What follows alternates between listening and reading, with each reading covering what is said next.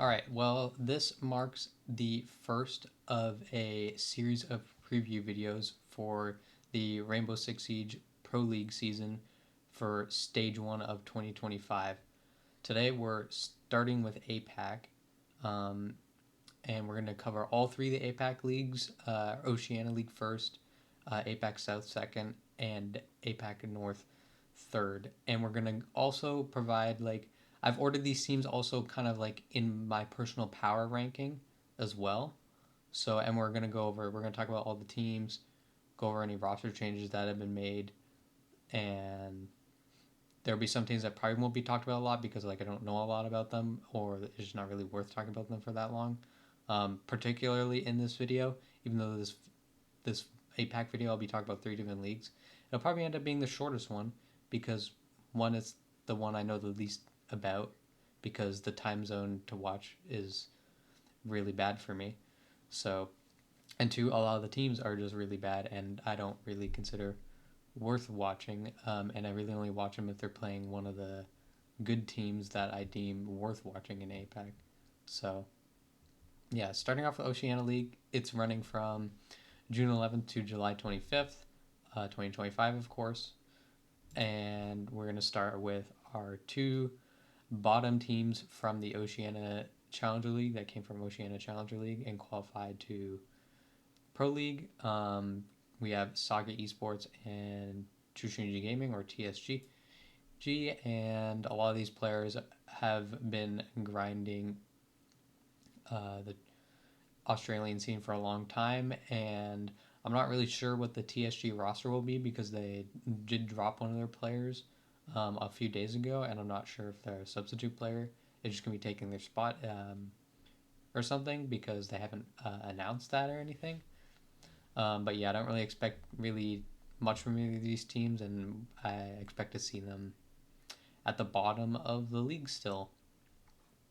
Next, we have Ludicavia and Circular Spears, and Ludicavia's roster has some players of note like Cairo and Physics. Cairo was previously on Chiefs Esports roster in 2024 before he got dropped, and then Circular Spears has a bunch of long-time Australian Pro League players as well, but none of them have ever been really on top-level teams besides Cairo. And I don't really expect these teams to be doing too much either.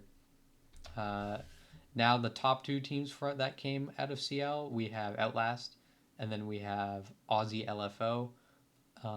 They used to be under Antic and Odium, but for some reason they were dropped. And really, Aussie LFO is probably the only team that from the Challenger League that qualified into the Pro League that I could see potentially contesting for the one of the top spots in the league, because they have a solid amount of experience on their roster, while none of the other rosters do it all. So now for my top two rated teams in the league, of course, we're starting with Chiefs. The Chiefs have added Josh to the roster in place of Cairo. And besides that, the team is the same. They haven't made any other changes besides that. And I still expect them to be pretty good in Australia this year. Especially they were whooping Gaming Gladiators' ass in the second half of last year. They Gaming Gladiators could not beat Chiefs.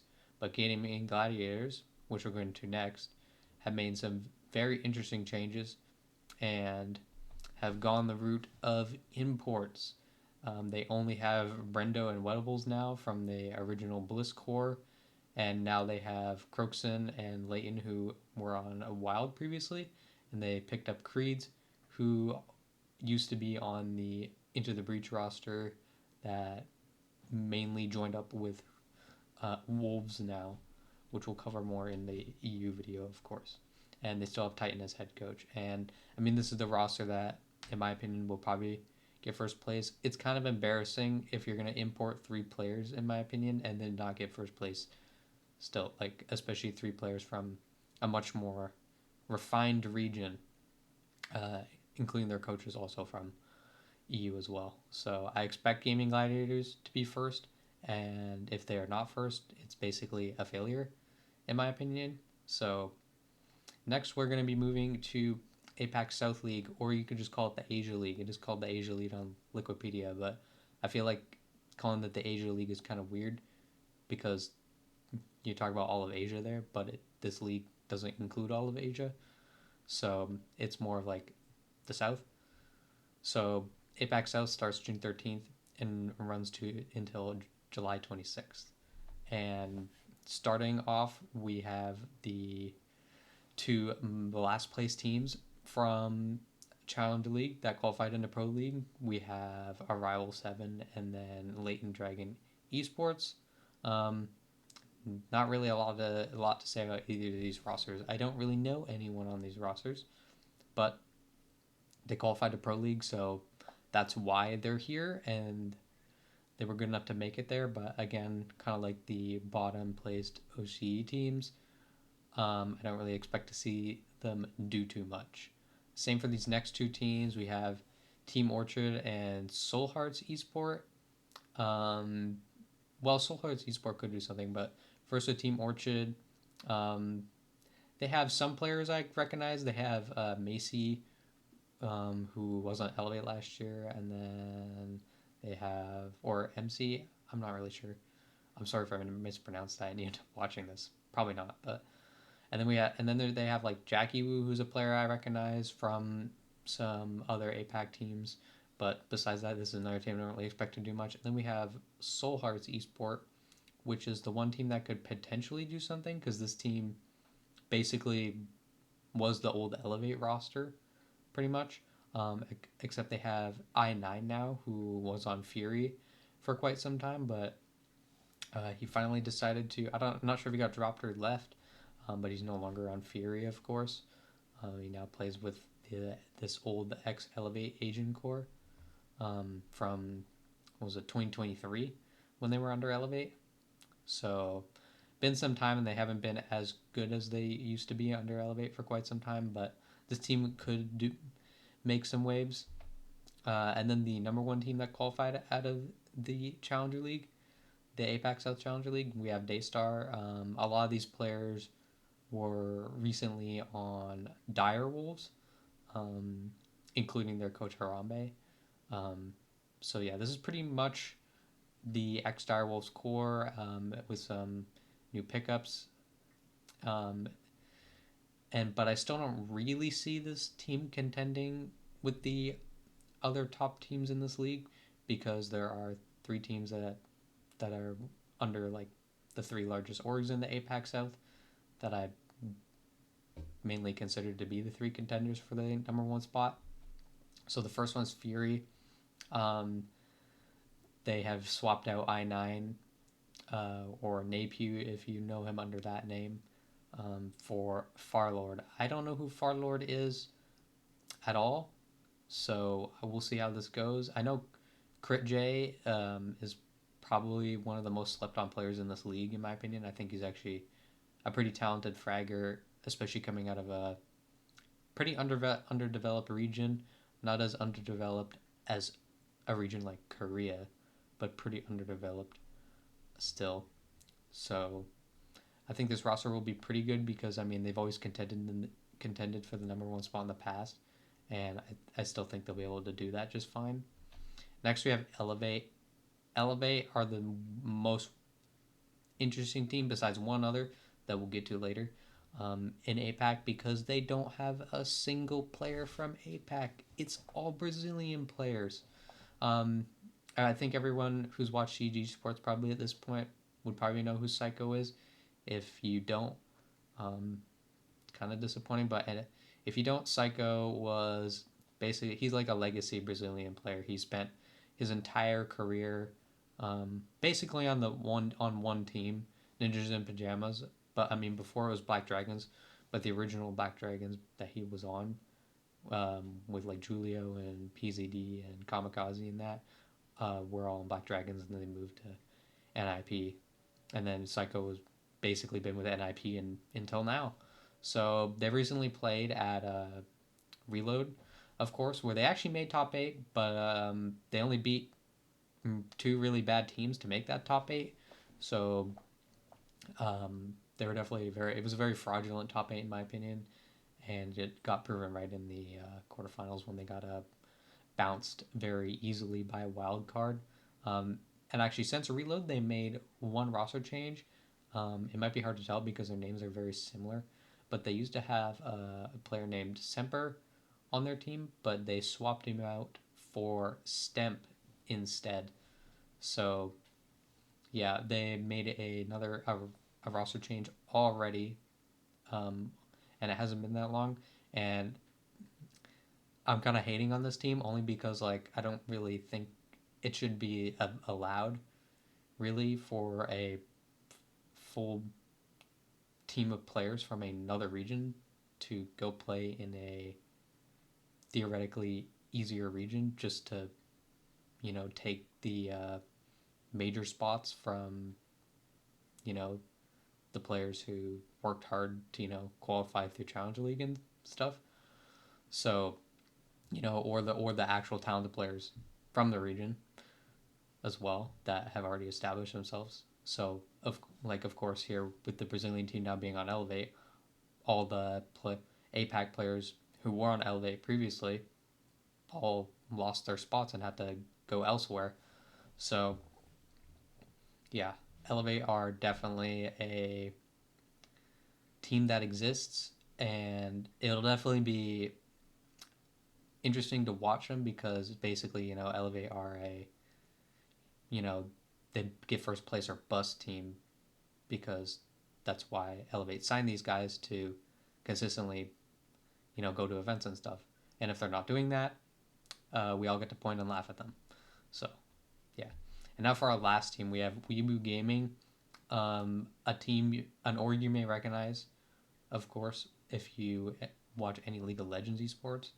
I don't really watch a lot of League of Legends esports, but I know they exist in League of Legends, and League of Legends esports is massive.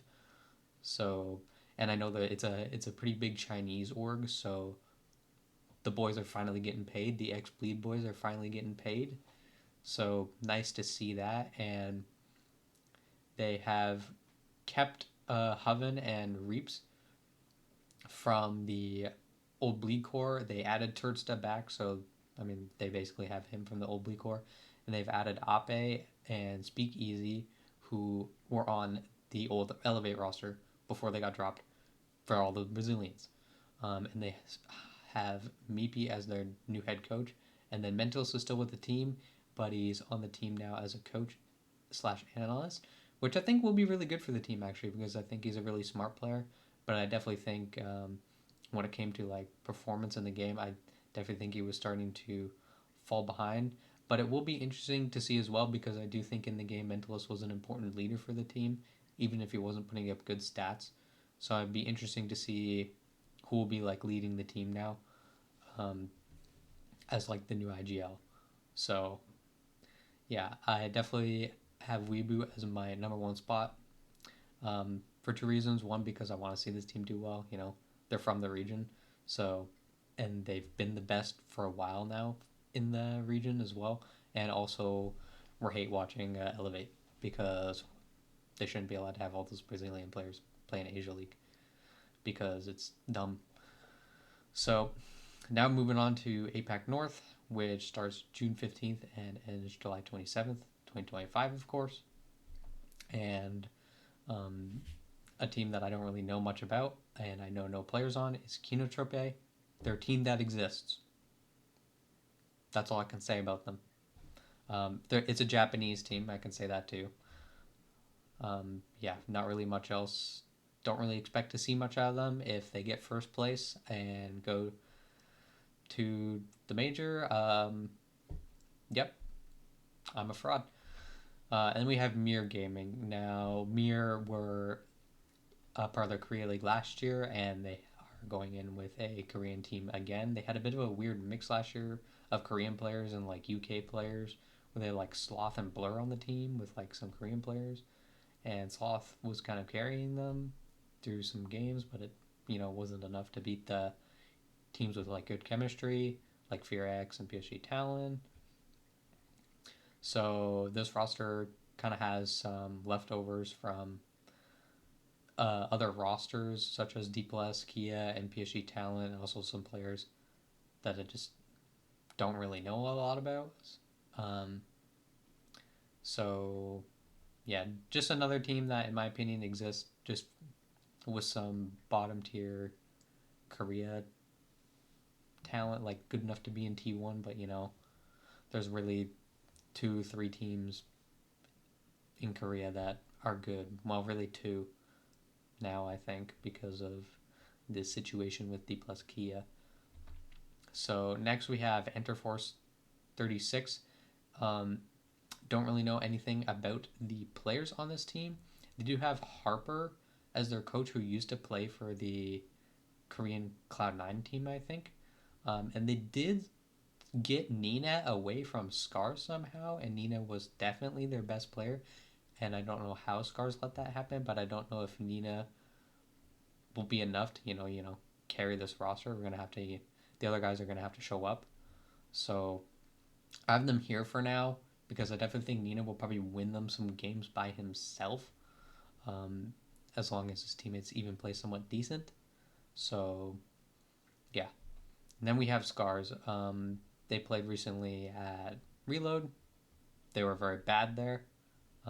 The loss of Nina definitely showed, um, especially in the getting kills department, and it's why they have certainly fallen off. Not just in APAC, but in Japan in general, because they used to run the Japanese league for years, probably like 2 years, but recently Cyclops has certainly taken the number one team in Japan spot away from Scars, because Scars have been quite dreadful recently, but I still think Scars are going to be good enough, within their own region to be within the top 4 of the 8 teams, I believe. Yeah, 8 teams.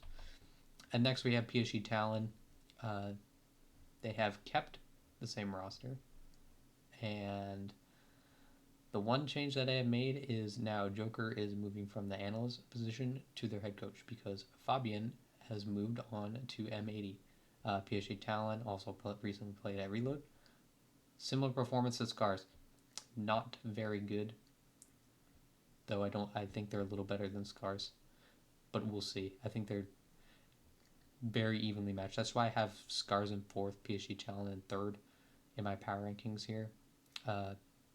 There's not much disparity between them. I think either one could be like top number 3 or 4. But these last 2 teams here, I definitely think is where the biggest gap is. Or 3 teams. Sorry, forgot about them. I was already talking about them, and I forgot about them because they have the same situation as Elevate that I don't like, where they have a full Brazilian roster to compete in what is widely known as the weakest region in Siege. And I put them in 3rd for my power ranks because I don't want to see them win. I really don't. We're hate watching. We're hate watching here as well. But yeah, they've taken players who we've seen before, but they've recently been on pretty much the bottom of Brazil, or like LATAM League. But they have a really interesting roster. They have in Nears, who was like last playing for like 6 Karma, I think. I think Falls was last on 6 Karma maybe as well. Bullet, a player who's actually won a major before with FaZe, I believe, and also won Pro League with Liquid. And we have Levy, who also won like the Mexico major in T1, but it's been a long time since that. And then we have Mighty, who was their head coach when they still had the Korean roster, but now he's moved to the playing position. And Mighty also was the coach for Ninjas in Pajamas when they won SI. But of course, that Ninjas in Pajamas team was, a very good team, and he was the coach, not a player.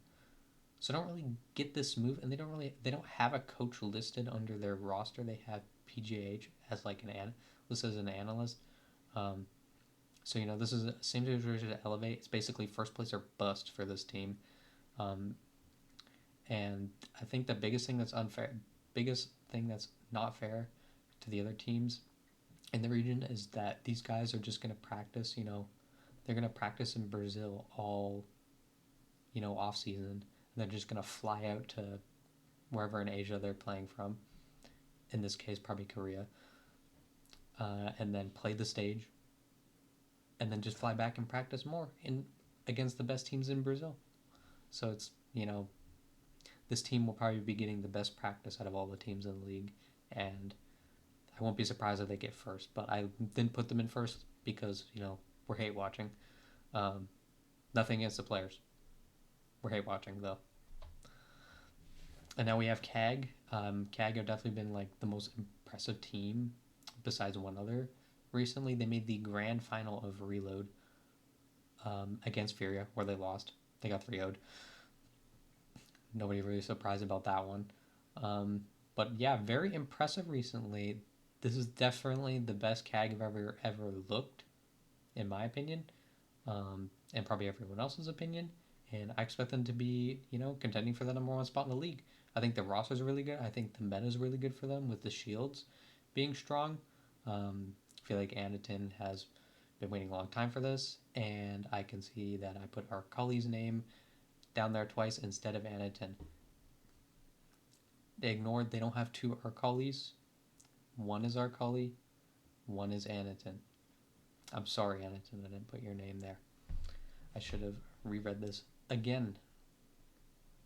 But anyways, now to our last team. We have Fearx. So we have Good Boy, Mephi, Rin, Woogieman, and Coded. They were also quite good at a Reload, where they made top 8 and they lost to CAG in the quarterfinal. They definitely could have won that quarterfinal, but they ended up losing. It was quite a close match. So I think it'll be a very tight competition between them and CAG in the APAC North League as well. And I think their coaching is really good under Dark. I think he really helps them a lot. And same with Nova as well. I think him finally being being moved to that permanent analyst position, now that they found the 5 players they've needed with the Korean Dplus falling apart, has definitely added to their strategical depth and just helps their support staff in general, especially since he's Korean, because Dark's still, I don't know if he speaks Korean at all to the players. I do think he probably speaks English to them, but hey, who knows? So yeah, this is Fearx is my number 1 rated team, but it's very interchangeable between CAG and Fearx, in my opinion. Now, one last thing, I want to look at the stakes for each of the leagues. So I have a little text blurb down at the bottom, basically saying, every league here in APAC, Oceania, APAC South, and APAC North, they all have the same stakes basically. There's no prize pool set for each of the leagues, but each of the 3 individual leagues, they get the same dispersion of SI points for the placements, and each of Oceania, APAC South, and APAC North have 1 spot up for grabs at the Esports World Cup 2025 if you make first place. So that's the 2 big things is the SI points and the Esports World Cup spot, which is huge for these APAC teams that normally don't get a lot of spotlight. So yeah, next video we're probably going to do NA, because that's a league that starts next after APAC this week in less than 4 days. So yeah, and again, if you made it all the way to the end of this, thanks for watching, and let me know in general what you think about the APAC League coming into the season, and if you think, we're going to have some surprise teams, or it'll be same as usual. The teams that are suspected to be the top teams continue to be the top teams. So yeah, thank you, and have a good rest of your day.